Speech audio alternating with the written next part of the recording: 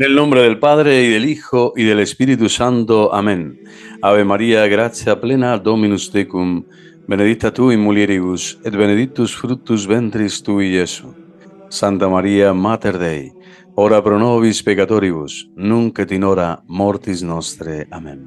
Gloria Patris et Filio et Spiritui Sancto, sicut erat in principio, nunc et semper, et in saecula saeculorum. Amén. Bueno, es el Señor nos acompañe en esta nueva lista de reproducción que se basa en la historia de España, nada más y nada menos, esta patria que tiene su origen, tiene a su padre directamente puesto ahí, en el cielo, en lo más alto de los cielos, es el Padre Eterno, el Padre de nuestro Padre Dios, revelado en la persona de Jesucristo, su Hijo amado, y que sin duda ha configurado el ser y la identidad de España. El padre de los astros, que diría Santiago Apóstol, que vino a evangelizar estas tierras de los íberos, de la península ibérica, es sin duda el garante, el confidente, el autor y el consumador de la identidad de esta patria española y que ha dado tantos frutos de santidad y de vida a lo largo de los siglos. En especial el testimonio de grandes santos y de grandes mártires, también doctores de la Iglesia.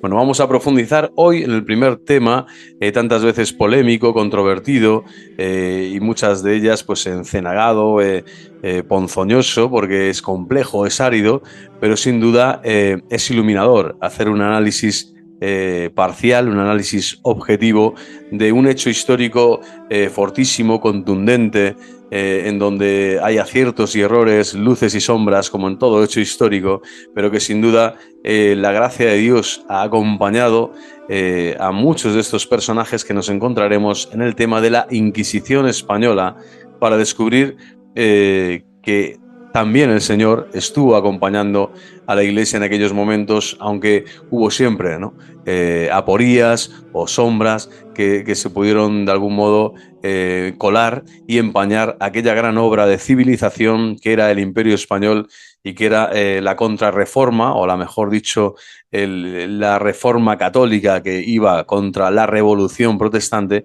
Y de algún modo en aquella coyuntura histórica, en aquel enclave, en aquella encrucijada tan brutal de acontecimientos y de posiciones tan polarizadas y tan llenas de virulencia y de celo, la Inquisición española jugó un papel fortísimo y maravilloso para la vida de la Iglesia. Y también compararemos esta Inquisición con la de otros países que precisamente ya habían sido inoculados con el veneno del protestantismo, es decir, de aquellos que ya se habían separado, desgajado de la vid verdadera, que es la Iglesia católica, la Iglesia de nuestro Señor Jesucristo. Bueno, pues sin más dilación vamos a abundar en estos temas. Hoy vamos a ver qué fue la Inquisición, y otros días ya pues haremos capítulos diversos, diferentes, para ver que todo este fenómeno complejo, como lo es todo hecho histórico, tiene una gran verdad de fondo y un gran sentido y un significado, visto siempre con la luz sobrenatural de la fe y, por supuesto, con la garantía de que la verdad nos hará libres. Es la verdad la que nos hace libres, y en este punto de la Inquisición española y de las demás hay una gran cantidad, como digo, de barro, de ponzoña, de dolo, de alevosía, fraudulento y de mentira, ¿no? Entonces todo esto se trata de que todos esos prejuicios y todas estas anomalías del conocimiento, las nuevas generaciones puedan adquirir un conocimiento verdadero acerca de este tema, como digo, tan controversial y tan profundo y fuerte en la historia, que tantas veces a los católicos y a los cristianos pues con esto te atacan, ¿no? O te dicen, mira lo que pasó en aquellos tiempos de la Inquisición. Bueno, pues vamos a profundizar y veremos y nos sorprenderemos de que los hechos históricos y la verdad histórica habla muy bien en todo momento de que fue una empresa gigantesca en donde siempre se intentó no involucionar, sino evolucionar y desarrollar hacia el bien común, hacia la justicia verdadera, hacia la solidaridad, hacia la verdad y la justicia de los pueblos, en aquel momento en su inmensa mayoría cristianos. La leyenda negra, dice Beatriz Comellas, sobre la Inquisición española tiene algo de fundamento y bastante de falsedad. Esto es importantísimo. Siempre hay algo de fundamento en algo, aquello que se puede criticar. Uno puede hacer autocrítica siempre y evaluar que ha habido problemas y fallos ¿no? Y que no todo es fácil ni todo es liso y llano. Pero si se domina leyenda, a esto, a la leyenda negra, es a una realidad pasada y se la califica con un oscuro adjetivo. Se debe a que entre sus ingredientes hay parcialidad, mucha, prejuicios e incluso falsedades, aunque se base en hechos concretos. Y esto es la obra del diablo. La leyenda negra es una obra satánica. ¿Por qué? Porque se trata de coger verdades parciales, así como Satanás, ¿no? Tomaba pasajes de la Biblia para tentar a Jesús. Bueno, está tomando una verdad parcial para realizar algo malo, ¿no? Con mala intención, manipulando aquello que se está tomando y además con un fin completamente diferente al hecho, ¿no? O al acontecimiento histórico del que se trata. Por lo tanto, criticar a la Iglesia siempre queda bien, entre comillas, queda bien, y esto es a lo que se han sumado de forma sensacionalista, de forma apóstata, tantos historiadores y tantos falsos, vamos a decir, emprendedores del conocimiento de lo que pasó en aquellos hechos históricos. ¿Qué fue la Inquisición? Paseando por multitud de librerías mientras buscaba bibliografía acerca de la Inquisición española, me he encontrado con que existe una coincidencia tremendamente generalizada entre la mayoría de los libros que se han escrito acerca de este tema. Resulta que, con independencia del autor o la editorial que lo publique, el común denominador a la gran mayoría de estos títulos es el compartir una ilustración de portada que reproduce un cuadro de Berruguete conocido como Santo Domingo y los albigenses. El cuadro es, desde luego, muy conmovedor, enmarcado en unas clarísimas líneas góticas, ricas en colorido, reproduce una quema de herejes, en la que dos pobres desgraciados son quemados vivos desnudos, y con sus vergüenzas apenas cubiertas por unos exiguos lienzos blancos, mientras desde una tribuna ricamente engalanada, multitud de clérigos e invitados contemplan el espectáculo. Pero lo más gracioso no es que estos libros, aquí viene sobre la Inquisición española, tengan la poca originalidad de copiarse portadas, sino el hecho de que dicha ilustración de portada lo que representa son, atentos a esto, ejecuciones de herejes albigenses llevadas a cabo por la Inquisición francesa en el siglo XIII. Y por lo tanto sobran en libros que teóricamente hablan sobre la Inquisición española, creada 2 siglos más tarde, siglo XV, a finales del siglo XV, y que nunca ejecutó a ningún albigense. Esto ya comienza a ser parte de la leyenda negra, como digo, que hoy pues estas redes diabólicas han intentado infligir, ¿no? Este San Benito a la patria, a nuestra patria amada España. Esta aparente dicotomía entre una imagen de portada y un título solo puede tener 2 posibles explicaciones. O bien los escritores de esos libros desconocen que la Inquisición española no se creó hasta el siglo XV y que jamás envió a la hoguera a ningún albigense, en cuyo caso dichos libros carecen de toda credibilidad intelectual y científica, o bien dichos escritores son plenamente conscientes de que la imagen principal con la que están ilustrando sus libros es incorrecta, pero cumple su función de mensaje subliminal, ¿no?, de atracción, en aras de dar mayor credibilidad al resto del contenido falso y tendencioso de sus narraciones. A tal punto ha llegado la imagen parcial y sesgada que de la Inquisición española nos han querido transmitir, que estoy convencido de que de convocar un concurso, no ya solo en España, sino a nivel internacional, sobre la página más deplorable de nuestra historia, sin duda alguna sería la de la Inquisición, la que nos llevase la palma, nos darían el premio, ¿no?, ser la más famosa, ¿no? Esta es la imagen, ¿no?, con la que nos quieren colgar el mayor San Benito falso.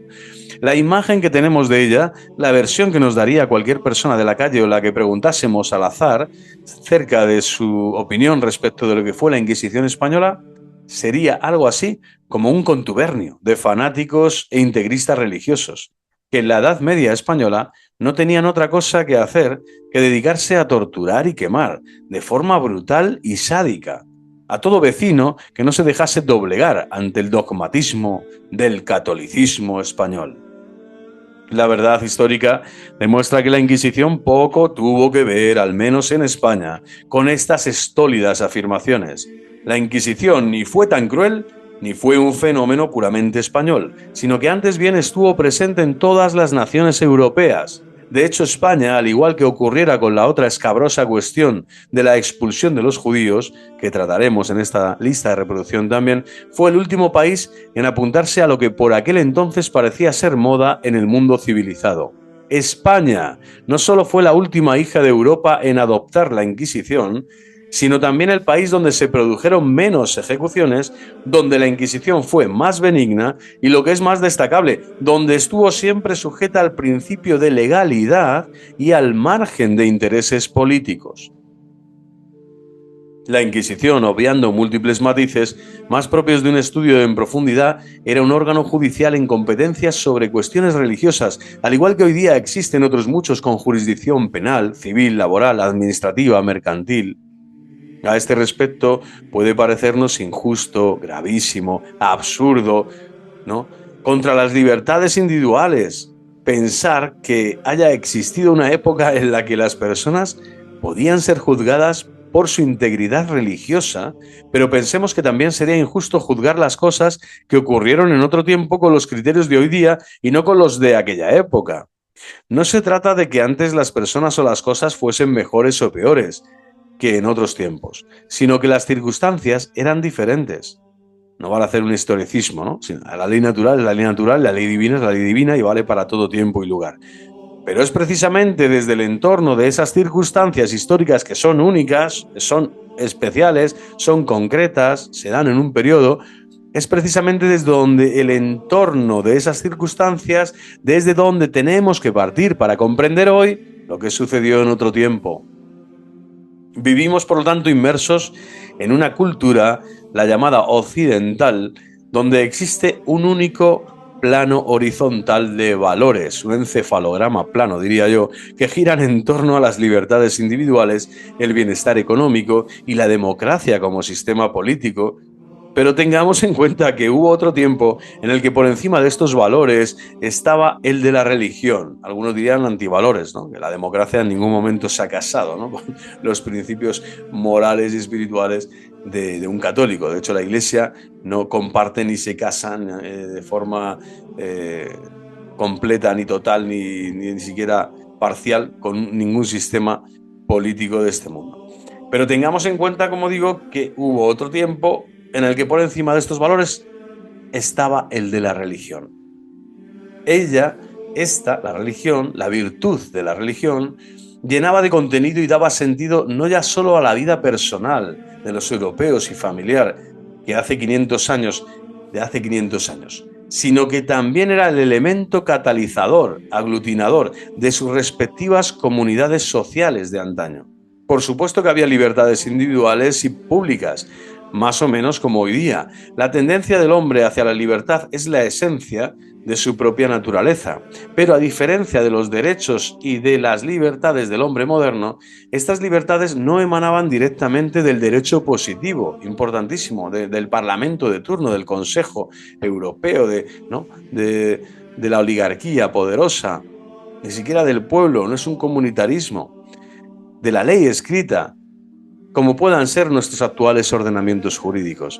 No era positivismo jurídico, sino que antes bien se le reconocían al hombre por el mero hecho de ser hombre. Impresionante este dato. Por poner un ejemplo, en cualquier estado occidental se reconoce el derecho a la propiedad privada. Pero ese derecho existe en tanto que lo recogen nuestras constituciones y demás leyes nacionales. De esta forma, si un Estado no existieran normas positivas que reconociesen dicho derecho, caso de las antiguas repúblicas comunistas, pues simplemente ese derecho no existe. En la época en la que se desarrolla la Inquisición, el Parlamento es diametralmente opuesto. Los estados se limitan a reconocer el derecho a la propiedad privada, porque se sobreentiende que es un derecho natural e inalienable de la persona. El derecho simplemente reconoce, no está creando, no se crea el derecho, se reconoce. Todas las naciones de la vieja Europa inspiraban sus legislaciones respectivas en estas creencias religiosas, en estos derechos naturales de toda persona, de todo hombre. Y las disputas entre países eran dirimidas en Roma por el Papa. por el romano pontífice, al igual que hoy día puedan ser elevadas al Consejo de la ONU. Hoy en día la Organización de las Naciones Unidas no es la nueva instancia, ¿no?, depuradora o filtradora o juzgadora y sentenciadora de los conflictos. Solo en este contexto, de ahí la degradación, ¿no?, actual de todo el orbe. Solo en este contexto se entiende que existiese un tribunal cuya misión era defender aquello en lo que todo el mundo creía. De hecho, la Inquisición no tenía competencia en delitos de carácter personal, importantísimo dato también, sino en aquellos de índole social. Me explico. La Inquisición no tenía potestad, por ejemplo, para juzgar a alguien por mandar a paseo a su mujer y liarse con otra, un adúltero, una adúltera, pero sí a la hora de que ese alguien defendiese públicamente el divorcio. Aquí sí ya afectaba a la comunidad, ¿no?, al ámbito social, a las societas, ¿no?, a la iglesia también, que es la comunidad de comunidades, como bautizados que eran la inmensa mayoría. Bueno, es desde esta perspectiva desde donde podemos entender lo que fue la Inquisición. Un instrumento no al servicio de la religión como tal, sino al servicio de la dimensión social, de aquella sociedad y de aquella libertad, ¿no?, social de los hombres que tienen que hacer el bien y buscar el bien y realizar el bien, y si no, deben ser apartados o castigados, ¿no?, al servicio de la religión como referente de los valores culturales de otra época, que fue también, no lo olvidemos, la de nuestros antepasados. Un instrumento no al servicio de la religión como tal, sino al servicio de la dimensión social de aquella, al servicio de la religión como referente de los valores culturales de otra época, que fue también, no lo olvidemos, la de nuestros antepasados. De formas, o sea, dos formas opuestas de entender la vida, pero si queremos comprender lo que realmente fue la Inquisición, debemos evitar todo prejuicio moderno. Sin duda la Iglesia se extralimitó, lo veremos también, y así lo reconoció San Juan Pablo II en múltiples ocasiones, y confundió la libertad religiosa con el orden social. Pero en todo caso, desterremos la idea de que la Inquisición y el resto de la cultura de aquellos tiempos fuese más cruel o salvaje que la nuestra. No olvidemos que en cualquier década de los escasos 200 años que llevamos de cultura occidental, hemos cometido más crímenes y aberraciones en nombre de la libertad de los que se le achacan a la Inquisición en toda su vida.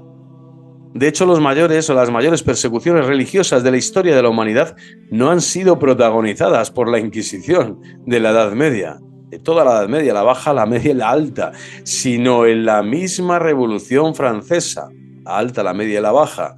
La misma Revolución Francesa, escuchen, dato importantísimo, hasta acá, o en cualquier régimen comunista de la centuria pasada, se han cometido mayores persecuciones religiosas y atrocidades contra los cristianos y contra el ciudadano, ¿no?, de estas sociedades en todos estos últimos siglos. Sin duda la Inquisición cometió injusticias, se tiene que reconocer, se debe de reconocer, pero también es verdad que evitó muchas más injusticias y peores. Bueno, pues hasta aquí, ¿qué es la Inquisición? Es una especie de introducción. Orígenes y evolución de la Inquisición. A principios del siglo XIII, lo que sin ningún sentido se llama la Oscura Edad Media, ya es parte de la leyenda negra, este epíteto, Europa es un conglomerado de pequeños reinos, dominios feudales, señoríos, ducados, condados y un sinfín de villorríos, que, aunque parezca increíble, se hallaban perfectamente cohesionados gracias a un idioma que todavía se encontraba vivo, como era el latín, y a la cultura cristiano-romana, que empapaba cada nota de la vida en la era de un gótico, que nos ha perdurado reflejado de manera inmortal en las catedrales de Worms, de Spira, de Pisa, de Palermo, de Santiago, de Estrasburgo, de León, de Burgos, Salamanca, obras que hacen palidecer de envidia a la ingeniería moderna. Es también la época en la que se fundan lo que son, a día de hoy, nuestras mejores universidades: Oxford, Cambridge, la Sorbona, Bolonia, Colonia, Salamanca. En esas universidades Alberto Magno enseñaba ciencias naturales, Roger Bacon, ciencias experimentales, Tomás de Aquino descubría al mundo, quién fue Aristóteles y Francisco de Vitoria, nada más y nada menos, elaboraba los primeros postulados de los actuales derechos humanos y del derecho internacional público. Era un tiempo en el que no tenían televisión, internet, pero sí juglares, trovadores y peregrinos que hacían correr las noticias de un extremo a otro, casi con la misma rapidez con la que conocemos la última pareja de Estefanía o Carolina de Mónaco, aunque esto ya queda un poquito atrás.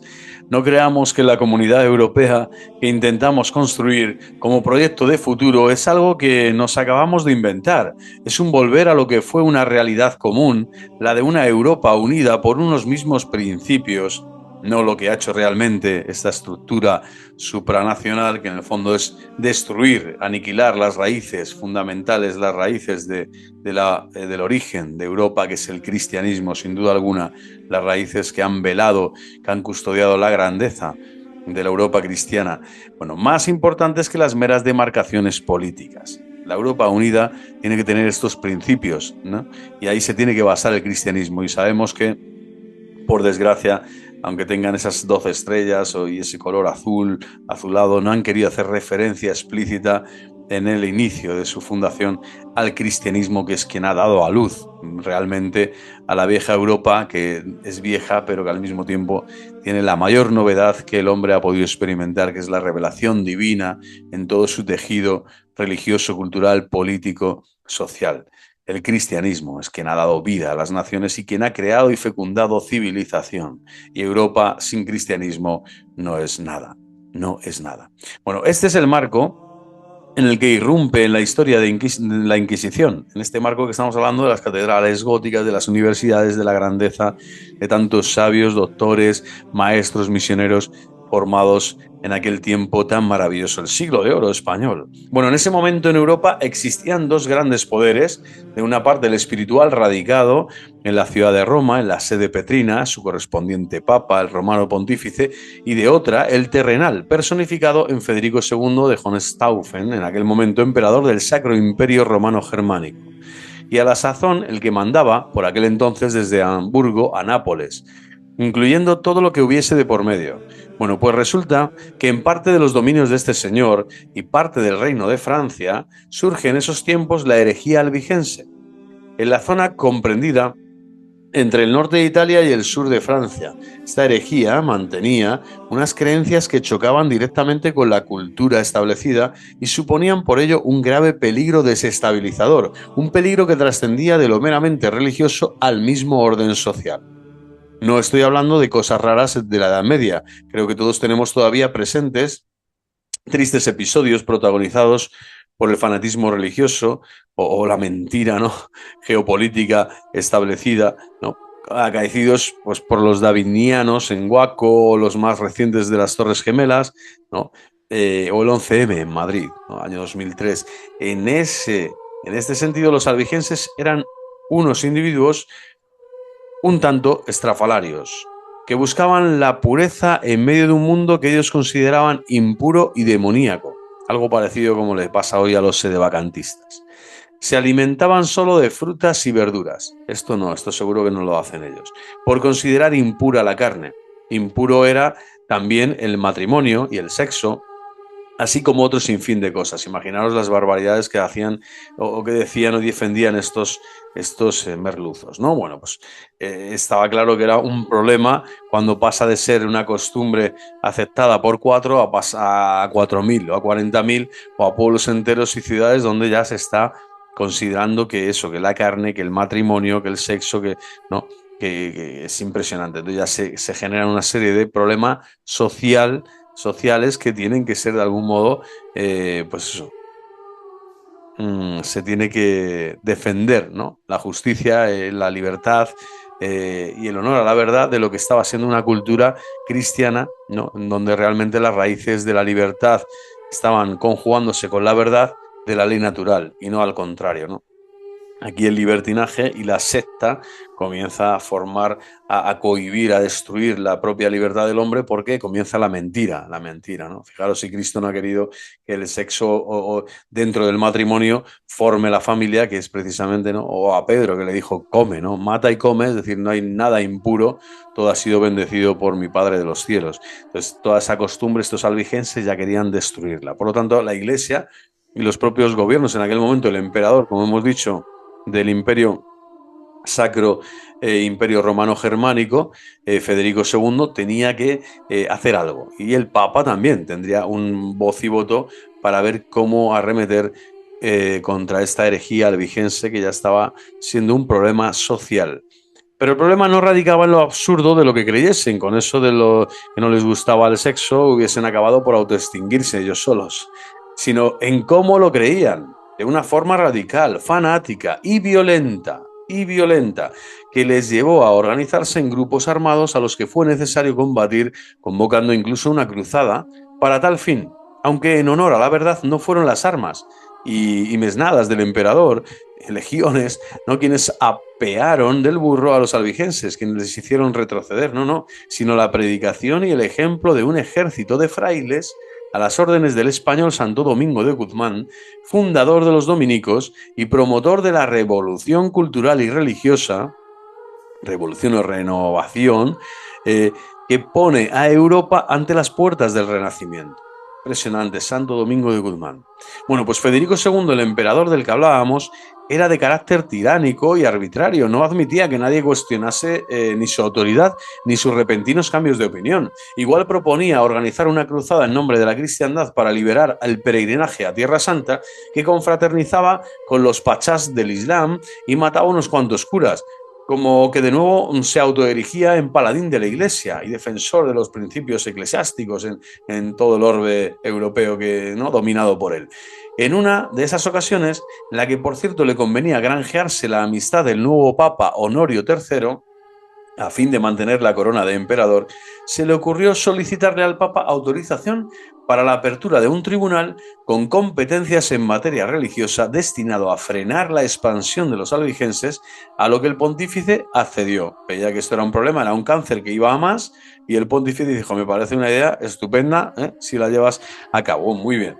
En el propósito de evitar nuevos desórdenes, ¿no?, en el futuro.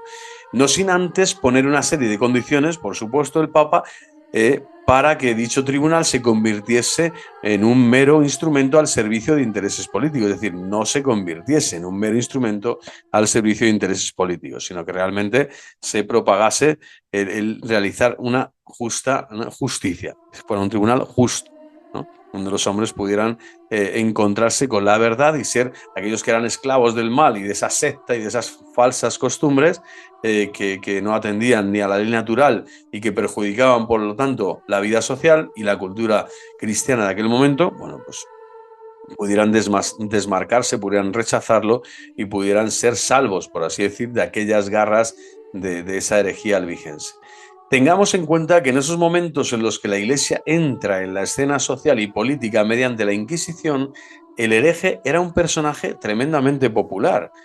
En el siglo XIII no había delito o aberración mayor que el del hereje, a causa de lo cual la mayoría morían linchados en público o ejecutados de forma arbitraria y expeditiva por la autoridad civil. O sea, la propia autoridad civil era la que decía, oye, que si sigues, si eres pertinaz y estás anunciando y a diestro y siniestro, a tiempo y a destiempo, algo que va contrariamente, ¿no?, que va contra los principios culturales de nuestra sociedad, establecida ya en los principios cristianos, bueno, pues matarile, le vamos a quitar el medio. Es necesario hacer esta breve consideración para darse cuenta de que la Inquisición en este sentido supuso un considerable avance humano, porque la justicia ya no se tomaba por cuenta de ese pueblo o de esas personas que accedían, ¿no?, por así decirlo, sentenciaban a muerte o rechazaban a alguien o le apaleaban hasta la muerte, no, a ese hereje, ¿no?, sino que ahora ya se iba a poner en manos de una autoridad civil,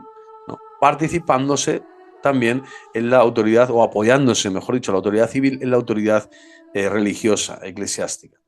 Pero aunque desde nuestra lejana perspectiva histórica no pueda parecérnoslo así a primera vista, Es un avance considerable, como digo, que la Inquisición entrara en juego. Ahora vamos a ver el porqué. De hecho, el término inquisición, no significa otra cosa que investigación, investigar algo. Es decir, dar una pausa, poner freno a esas pasiones que podían decir, no, este ha sido el que ha hecho esto, este asesinato o esta defensa de estos valores falsos, etcétera, o antivalores, y se ponía en entredicho, y ahí iba a haber una investigación y se iba a ver con claridad y con garantías que ese delito o esa persona acusada era realmente dolosa o era realmente culpable de aquello de lo que se le acusaba. Por lo tanto, el papel de la Inquisición se dirigió a investigar el verdadero origen de dichos conflictos sociales, a ponerles remedio, aportando soluciones culturales y a castigar a los verdaderos culpables de los desórdenes.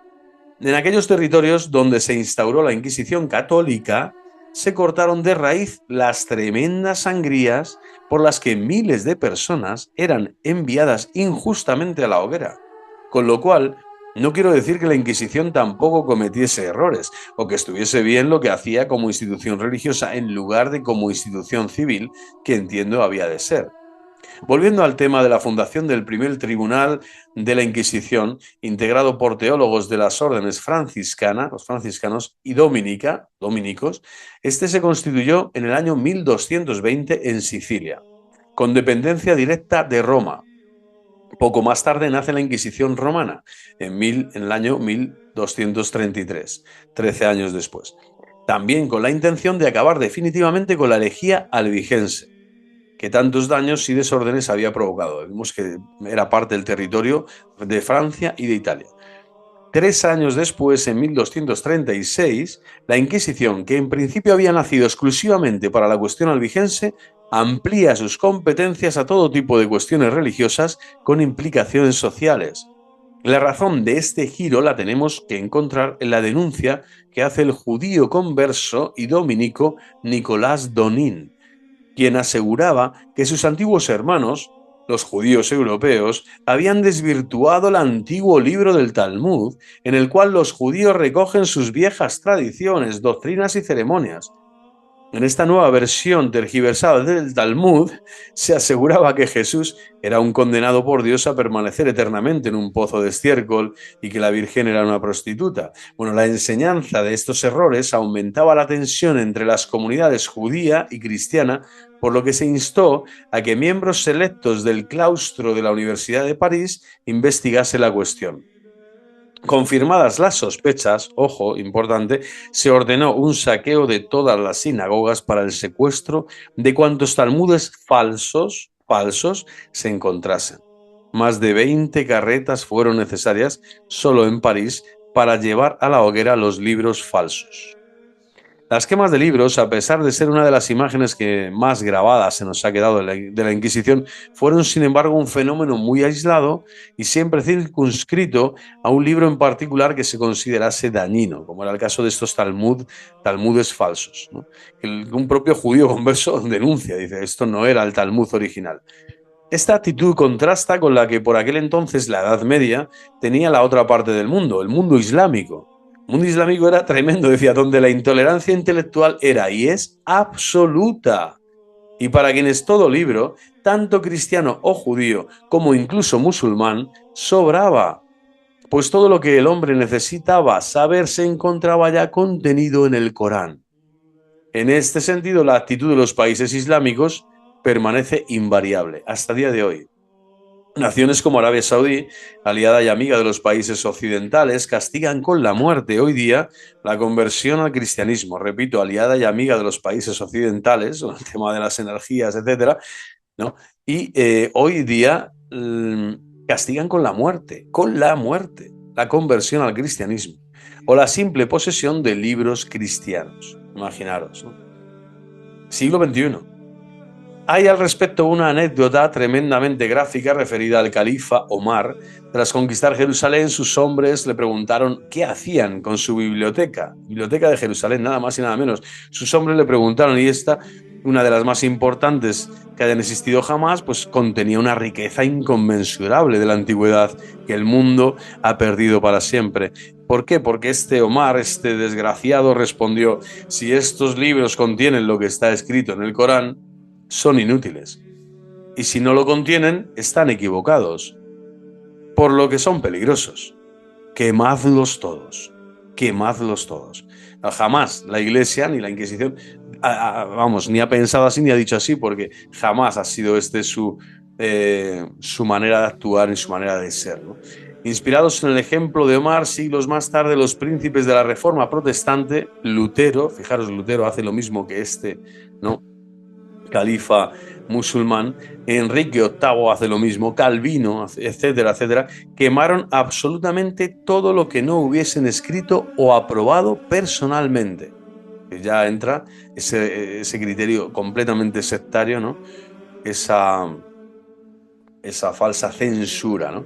Porque la censura de algo que es falso y que puedas ya corroborar que está haciendo daño, como el Talmud falseado, etcétera, bueno, se puede hacer. Lo que no, vas a quemar el Talmud porque sí, cualquier Talmud original o cualquier copia de la copia, sí, de algún modo respetaba, ¿no? El problema era cuando ya comenzaba a manipularse, ¿no? Un texto sagrado, un texto histórico, un texto...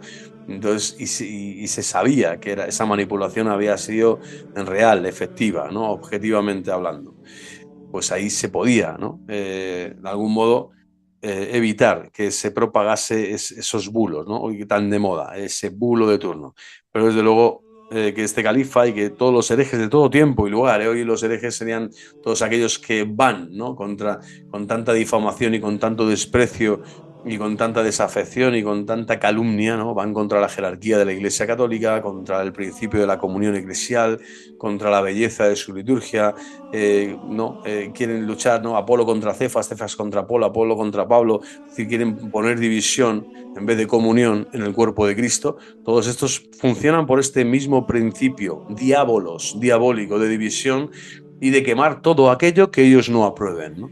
Entonces no reconocen a la autoridad eclesiástica, no son confirmados en la fe cristiana y por lo tanto caen en esta atroz deformación de la conciencia y del pensamiento que acaba quemando absolutamente todo, pero incluyéndose a ellos mismos. Se queman también ellos en su propio infierno de estulticia, de estupidez y de necedad. Yo también he entrado en ese infierno durante un tiempo en mi vida y desde luego no va a buen puerto. Solo acabas allí, quemándote tú también cuando vas con esta mentalidad tan sesgada, tan sectaria, tan rígida, tan estrambótica, y piensas que tú eres más que Dios y más que los grandes autores, que los grandes doctores de la Iglesia y que los obispos, etcétera, ¿no? Estas primeras inquisiciones, seguimos, la propugnada por Federico, cerramos paréntesis, la propugnada por Federico II, el emperador, hemos dicho, del imperio en aquel momento,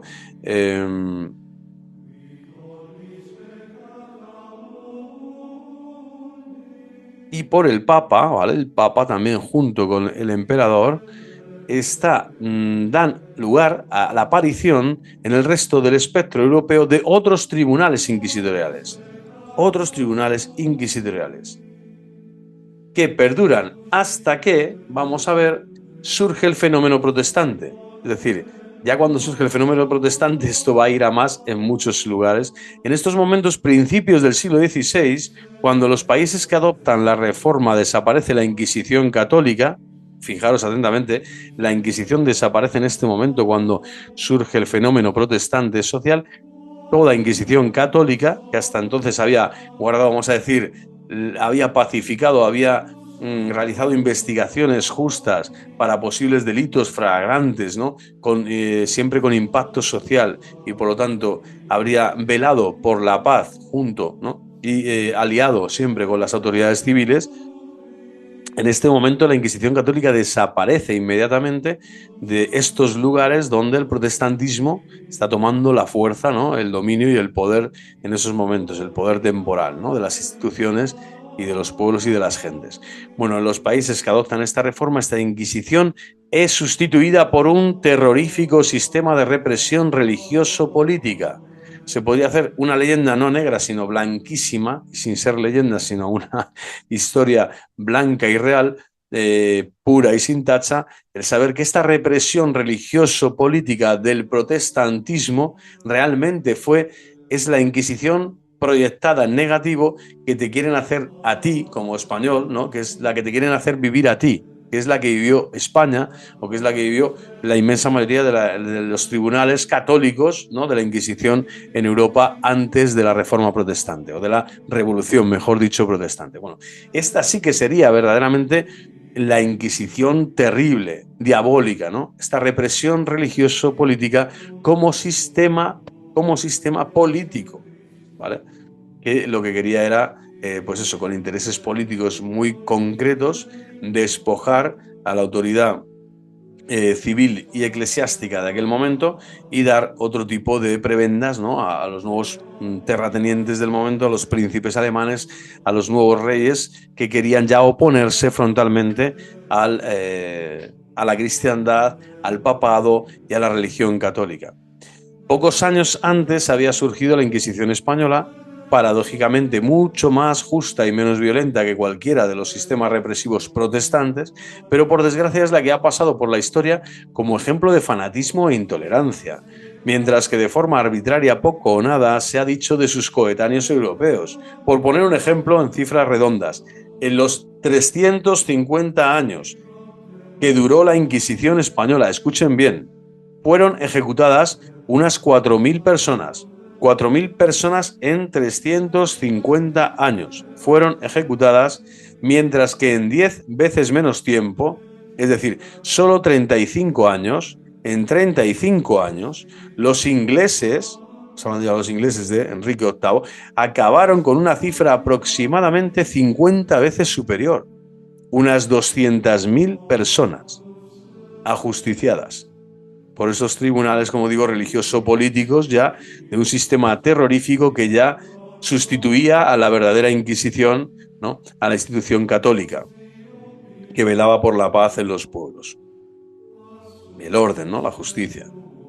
Impresionante, 200.000 personas, ¿no?, en 35 años contra 4.000 personas en 350 años, en 3 siglos y medio. Imaginar el dato, ¿eh? Al Papa ya se le ha oído varias veces en público pedir perdón en nombre de los errores cometidos por la Iglesia Católica. San Juan Pablo II comenzó esta moda. Y a la reina de Inglaterra, oye, cabeza visible de la Iglesia Anglicana, todavía la estamos esperando. Todavía la estamos esperando. Bueno, antes de entrar de lleno en el análisis de la Inquisición española y su comparativa con la represión protestante, cabría hacer una doble diferenciación entre ambos fenómenos. En primer lugar, la Inquisición española es una institución que se funda y desarrolla bajo el principio de legalidad, lo que conocemos como el imperio de la ley. Así, los diversos tribunales españoles tienen su origen en unos decretos dictados por el gobierno, ratificados por el rey y con el permiso de Roma, que establecen una demarcación geográfica, un sistema de procedimiento y unas competencias. Es decir, que para que un tribunal de la Inquisición española pudiese condenar a alguien, en primer lugar tenía que ser sospechoso de un delito tipificado. En segundo lugar, debía tener competencia territorial y competencia sobre este tipo de delito. Y después había de ser juzgado con derecho a una defensa y unas garantías procesales, a un procedimiento, y exactamente igual que hoy en día. Por contra, la represión protestante no sigue un orden preestablecido. De hecho, no podemos denominarla ni siquiera institución, sino simplemente un sistema represivo, que depende en cada momento del albedrío del soberano de turno y sus macabros caprichos. No olvidemos que los soberanos protestantes, tras romper su relación con la Iglesia Católica y con el Papa, lo primero que hicieron fue expropiar en beneficio propio los bienes de la Iglesia. O sea, lo primero, son ladrones, son intrusos, son bárbaros. Y después se autoerigirse ellos mismos en cabeza visible de una iglesia inventada y diseñada a la medida de sus necesidades. Es decir, una secta, una oligarquía diabólica. Ya comienzan, ¿no? Las raíces están podridas. Es la Torre de Babel. Es una falsa iglesia, es un falso gobierno, es un falso tribunal, ¿no? El que emana de esta rebeldía y de esta falsa potestas, ¿no?, jurisdiccionalis, esta falsa potestad de jurisdicción. Pasaron de ser simples reyes a semidioses. Y lo peor es que se lo creyeron. Lo peor es que se lo creyeron. El principio formulado por Lutero, fijaros, cuius regio eius religio, en la Dieta de Augsburgo, de 1555, establece la segunda gran diferenciación, ¿no? Así como es el rey, esta es la religión, ¿no? La religión del rey es la religión del pueblo. Este sería el principio. Bueno, pues dice, establece la segunda gran diferenciación por cuanto que esta sentencia somete a cada pueblo a la religión de su rey. De hecho, el Estado confesional es una invención de los estados protestantes. El Estado confesional nunca ha existido. La Iglesia Católica nunca ha tenido que defender, por eso no existe el nacionalcatolicismo, ¿no? O este Estado es católico, este no, no, no, no. El catolicismo supera, ¿no? Abraza, se expande, vertebra, aúna, conglomera, ¿no? Crea comunión, crea civilización entre pueblos y culturas diferentes bajo la santa cruz de Cristo y la santa palabra de la verdad revelada por nuestro Señor Jesucristo. No necesita que el Estado apruebe o diga yo soy confesional o yo no. No, no. El Estado está al servicio ¿no? de la verdad, de la ley natural, y en esa ley natural profesará, ¿no? Y confesará, pero no el Estado en sí, ¿no? Existe el Estado confesional. Esto es un principio luterano protestante. En las monarquías católicas, ojo al dato, en las monarquías católicas como la española o la francesa, el rey estaba obligado, si quería ser coronado, a ser también católico. Simplemente es un católico que es coronado rey, es decir, que llega a ser rey para servir al pueblo, un servicio civil. Pero lo importante es que es católico. Antes que ser rey, es que es católico. Esto es lo importante. Pues esa era la religión de su pueblo. Sin embargo, en los países protestantes, la libertad religiosa que propugnó Lutero consistía en que no era el rey, sino el pueblo entero quien tenía que cambiar de religión. Fijaros la barbaridad y la barbarie. O sea, es masonería pura, en estado puro.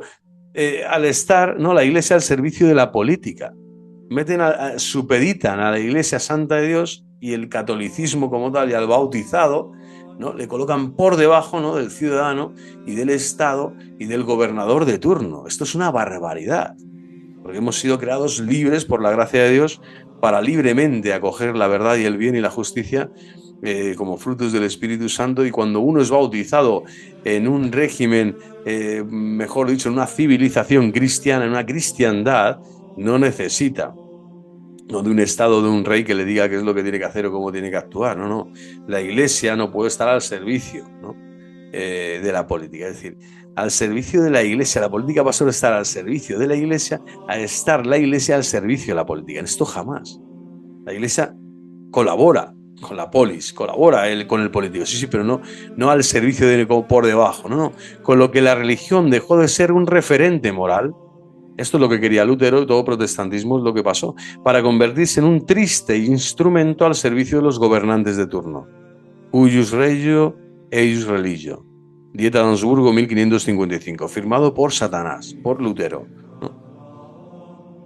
Por lo tanto, esto es terrible. Así, por ejemplo, en el año 1598 se agotó en Francia la dinastía de los Valois, y el único gran candidato al trono era Enrique IV de Navarra, quien para convertirse en el primer monarca de la Casa de los Borbones hubo de abjurar del protestantismo y convertirse al catolicismo. Fantástico. París bien vale una misa. A ver, ¿qué se le va a hacer? ¿No? O sea, dijo, no estamos juzgando aquí las intenciones del corazón, aunque parecen bastante espurias, pero de hecho lo hizo. Entonces, juramentó, ¿no? Abjuró de ser protestante. Y por lo tanto, ahora que eres católico, puedes servirnos como rey. Pero porque el pueblo católico te obliga, ¿no? a ser un rey católico. No porque tú seas un rey protestante, católico o del Real Madrid o del Barça, todos tenemos que ser del Real Madrid o del Barça. No. Primero eres católico. París bien vale una misa, inmortalizó su conversión y coronación el día de la festividad de Santiago Apóstol. Este es el primer rey Borbón, ¿no? que ya va a ser candidato después de la dinastía de los Valois en Francia. Valois.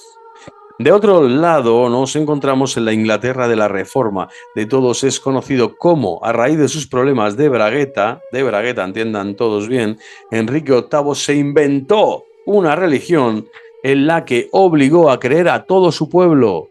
Pero el problema no quedó ahí, pues su sucesora, María Tudor, católica, hizo al pueblo volver a la obediencia de Roma, pero a su vez la sucesora de María Tudor, Isabel, anglicana, obligó a los ingleses a hacerse anglicanos.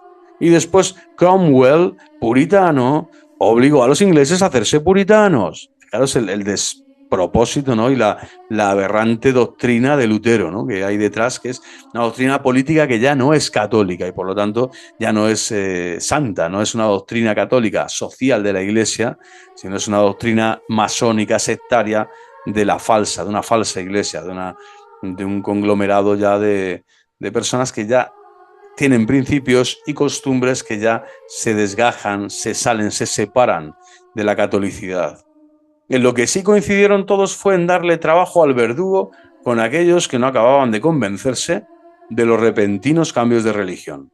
O sea, es evidente que, imaginaros, en 35 años, 200.000 muertos, ¿no? Asesinados, quemados vivos en la hoguera, etcétera, con torturas variopintas de todo tipo. O sea, realmente eran sádicos. Y ahí no se habla de Inquisición, no. Se está hablando de un sistema religioso político o político-religioso represivo, completamente ajeno ya a la cristiandad y a los tribunales católicos de la Santa Inquisición. Por eso era Santa Inquisición. Y de esto no hay leyenda negra, ¿no? Es que de esto lo que no hay es conocimiento histórico. Por eso realizo estos programas ahora que creo que pueden servir y nos ayudan muchísimo a entrar en la verdad histórica de la Inquisición española y también de las, pues eso, de las grandes mentiras y de las falsedades que se han corrido como la pólvora, ¿no? Y que han prendido esa mecha del prejuicio en tantas mentes de nuestra propia generación, la mía en particular como español, donde he encontrado profesores, entrenadores, amigos, compañeros de trabajo que tienen inoculado este veneno de la leyenda negra en su interior. ¿Por qué? Porque los libros de texto, porque el profesor de turno, porque la falta de formación y la ignorancia supina cada vez más cuando uno no quiere formarse, pues les ha llevado a realizar este diálogo apacible con la mentira, con Satanás, ¿no? Y el demonio pues te la cuela y te da, el gol te lo mete por la escuadra además para que parezca bonito y te lo crees y dices, oye, pues qué gol más bonito me has metido y le aplaudes, ¿no? Y sales al balcón a las 8 a aplaudir. Bueno, pues hasta aquí este otro capítulo. Vamos a profundizar próximamente ya en la Inquisición española viendo su historia de programa. Viva Cristo Rey, viva el corazón inmaculado de María y hasta pronto.